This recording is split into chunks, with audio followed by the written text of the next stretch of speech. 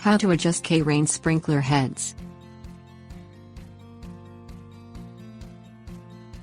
K-Rain sprinkler systems come with simple adjustment methods to ensure your lawn gets the right amount of coverage without wasting water.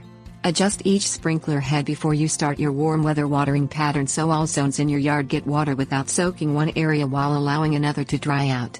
Many adjustments call for K-Rain's K-Key tool, but you can use a small flathead screwdriver if you can't find a tool. Make most adjustments while the water is off, turning it on to test the spray and back off again for major modifications. Changing the start position.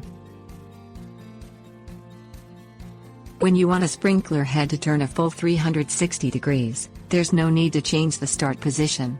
You should do this only when you don't want to waste water on a certain area, such as the side of a building. To pull the sprinkler head out of the ground, push the K-key into the keyhole on the top of the head, turn it a quarter turn, and use it as a handle to lift the sprinkler head. Grab the lower riser assembly, which is the section immediately below the top nozzle section.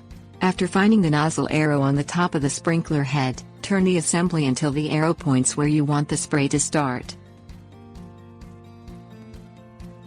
Adjusting the rotation. Changing where the spray starts doesn't restrict it to a certain area by default. K-Rain sprinklers spin all the way around. To set a new stop position, push the K-key into the arc selection slot in the center of the sprinkler top. Turn the key until the slot's arrow points to the correct stopping point, noted on the sprinkler in degrees. K-Rain sprinkler heads can turn between 40 and 360 degrees. Setting the spray distance.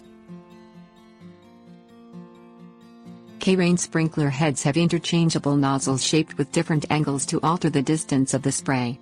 Ideally, the spray from one sprinkler head should overlap the spray area of all adjacent sprinkler heads.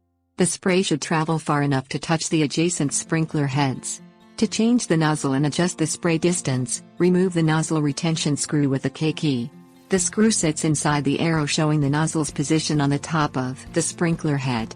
Pull the sprinkler head out of the ground with the K-key by sliding it in the key slot and turning it a quarter turn. Pressing the K-key behind the prongs on the nozzle gives you the leverage to pry it out. Push the new nozzle in with the prongs pointing up, and then reinstall the nozzle retention screw. Setting the sprinkler with the water on.